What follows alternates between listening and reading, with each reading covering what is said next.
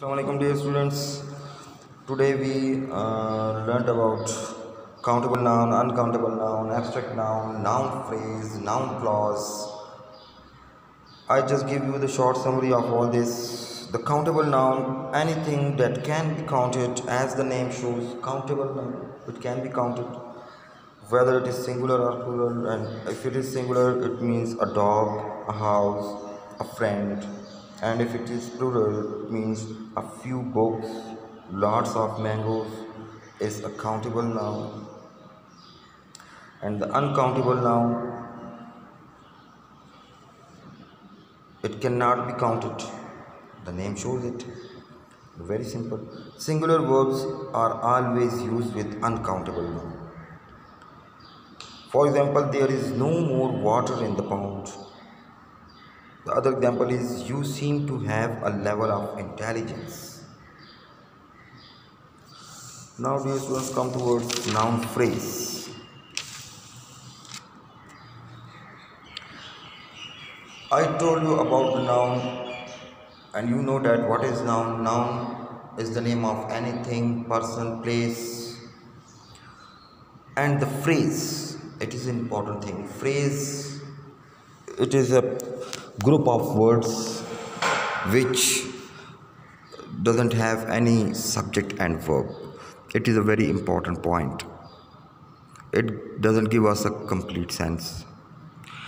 Group of words may be two words or more than two words, but the phrase, the important point in phrase is that it doesn't have any subject and verb. So the noun phrase, that it is a phrase which acts like a noun in a sentence. Noun is the head word in this phrase. Noun phrase can be a subject, direct object, indirect object, complement, and object of a preposition. It gives us the answer of what and whom. It is an important thing. It gives us the answer of what and whom. So examples: the quick brown fox jumped over the lazy dog. So this quick brown fox, it is the noun phrase, and the noun phrase is the subject of the sentence. It is the subject of the sentence. I met your brother.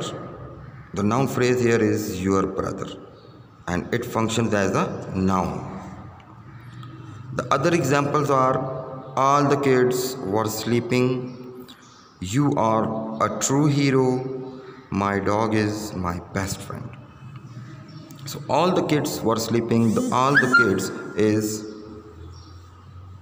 kids is the noun phrase. You are a true hero. A true hero is a noun phrase. My dog is my best friend. My best friend is a noun phrase. Now we have another important topic, and that is noun clause. Now what is clause? You know very well about noun, but there comes the topic clause.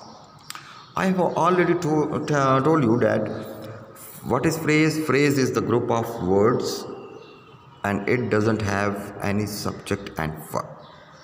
And the clause is a part of a long sentence. It is a part of a long sentence, number 1 point. And the number 2 point is very important, that it has a subject and verb. The main difference between the phrase and the clause is that the phrase is a group of words and the clause is a part of a long sentence. The phrase doesn't have a subject and verb. The clause has a subject and verb. And clause, now further, clause divided into two groups or two kinds. Number 1 is dependent clause and number 2 is independent clause. Independent clause, as the name shows, that it is independent. It gives us full meaning without any help of any other clause. It alone gives us full meaning, the independent clause. And the other name of independent clause is main clause. The other kind is dependent clause. As the name shows us, it depends on other clause. Without the other clause or without the other main clause, it cannot give us complete meaning. It has also a subject and verb. The other name of the dependent clause is subordinate clause. So, I give an example that as soon as I reached the station, the train had gone. It is a complete sentence. As soon as I reached the station, the train had gone. But as soon as I reached the station is if a sentence is up to that. So it never gives us a complete sense. A question arises in our mind. As soon as I reached the station, then you can ask, what happened then, sir? It means that it is not clear to you. So as soon as I reached the station, it is the dependent clause or it is the subordinate clause, and this always starts from the subordinate conjunctions. And the other part of this sentence is the train had gone. It alone gives us full meaning. The train had gone. No any question arises in our mind against this. So it is the independent clause, the train had gone, or the main clause. Now come towards the noun clause. A noun clause is a dependent clause.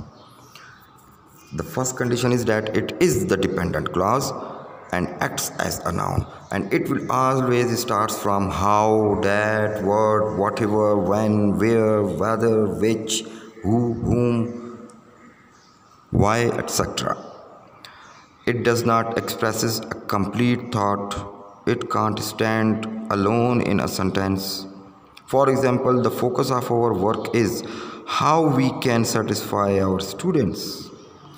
So the sentence how we can satisfy our students, first of all, it starts from the word how. It has the subject we and verb satisfy, but it doesn't give us a complete sense.